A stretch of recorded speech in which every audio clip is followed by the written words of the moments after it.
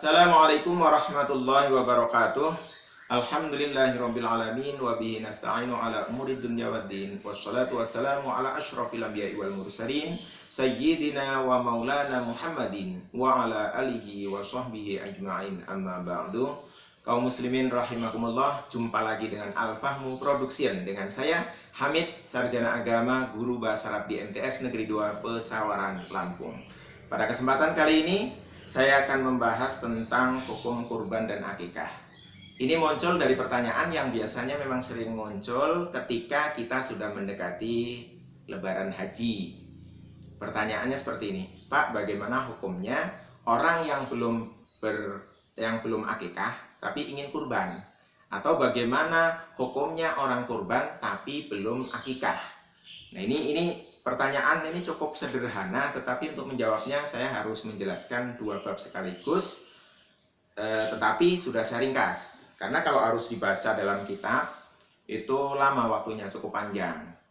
Keterangan ini ada di dalam kitab Tausyeh di halaman 330, dan ada di dalam keterangan kitab I'anatul Thalibin halaman 268.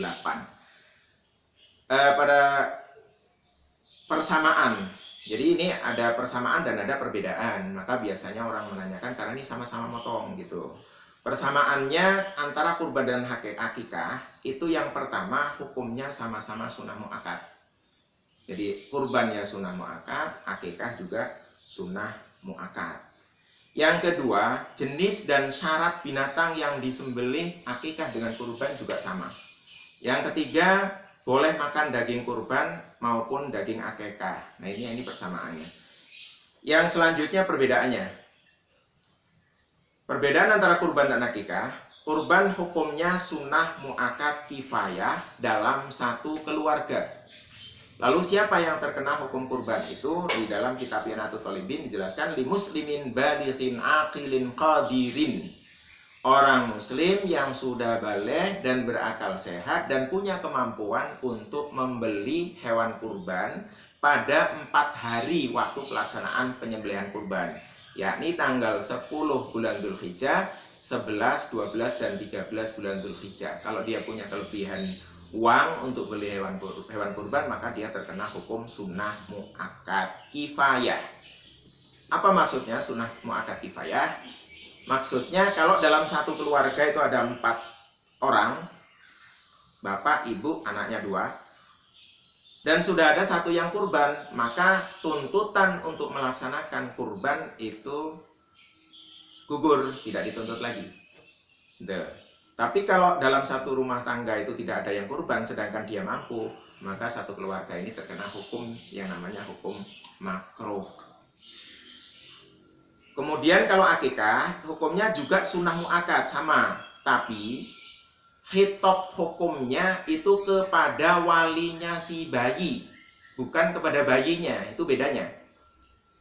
Nah, karena ini khitabnya kepada bapaknya si bayi, ya, atau orang yang menanggung nafkahnya si bayi, atau orang yang wajib menanggung nafkah, itu waktunya juga terbatas, beda dengan kurban. Kalau kurban itu 4 hari, kalau akikah ini yang paling afdol dilaksanakan pada hari ke-7 kelahiran bayi.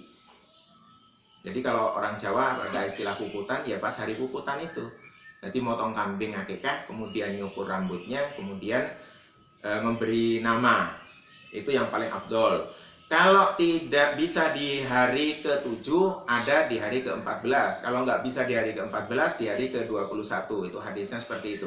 Kalau di hari 21 juga belum bisa juga, terus aja. Dan tuntutan akikah ini, ketika anaknya sudah baligh, orang tuanya gugur untuk melaksanakan akikah. Karena misalnya, selama anaknya belum baligh, orang tuanya nggak pernah mampu akikah. Maka ketika baligh, anaknya boleh mengakikahkan diri sendiri. Ya, termasuk yang saya laksanakan. Saya termasuk mengakikahkan diri sendiri. Itu sesuai dengan sabda Nabi juga, bahwa Nabi Muhammad SAW itu mengakikahkan diri sendiri setelah diangkat menjadi Nabi. Jadi waktunya cukup panjang kalau akikah. Maka mestinya pertanyaan akikah dan kurban itu tidak ditanyakan ketika dekat kurban. Kalau udah dekat kurban ini kan mau kurban dulu, mikirin akikah, waduh mau pakai kurban. Tapi kalau mikirnya itu nanti setelah Idul Adha, masih panjang ada 10 bulan, itu berpikir untuk akikah insya Allah bisa.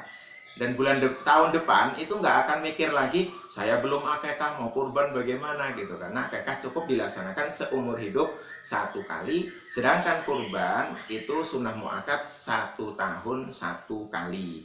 Itu. Selanjutnya perbedaannya, kurban dibagikan dalam keadaan dagingnya masih mentah, sedangkan akikah itu dibagikan dagingnya setelah dimasak. Itu yang afdal seperti itu. Nah, dari keterangan ini, dari keterangan tentang hukum kurban dan akikah tadi, dapat disimpulkan bahwa kurban adalah perintah tersendiri dan akikah juga perintah tersendiri. Kurban yang disuruh orangnya langsung, kalau akikah yang disuruh itu orang yang menanggung nafkahnya. Muncul lagi pertanyaan, saya pernah ditanya, bagaimana kalau anak hasil zina? Anak hasil zina itu kan nasabnya itu tidak kepada bapak, tapi kepada ibu. Yang terkena hukum akikah adalah ibunya. Tetapi ada perbedaan akikah anak zina dengan anak yang nasabnya benar. Kalau yang nasabnya benar kan justru diumumkan bahwa ini adalah akikah si ini. Tapi kalau anak hasil zina, akikahnya disembunyikan. Kenapa? Khawatir membuka aib orang. Jadi Islam itu sangat menghargai, harus dijaga aib seseorang walaupun seperti itu. Nah, ini kaum muslimin rahimakumullah. Maka dari keterangan ini dapat disimpulkan bahwa orang yang belum akikah boleh untuk melaksanakan kurban. Tetapi saran saya, alangkah bagusnya nanti setelah Idul Kurban, Idul Adha, pikirkan akikahnya sebelum masuk kurban tahun depan lagi.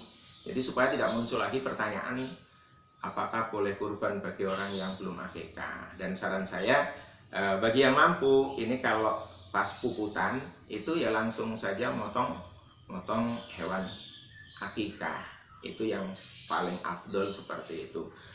Terima kasih atas perhatiannya. Mudah-mudahan apa yang saya sampaikan ini dapat bermanfaat bagi para pemirsa sekalian.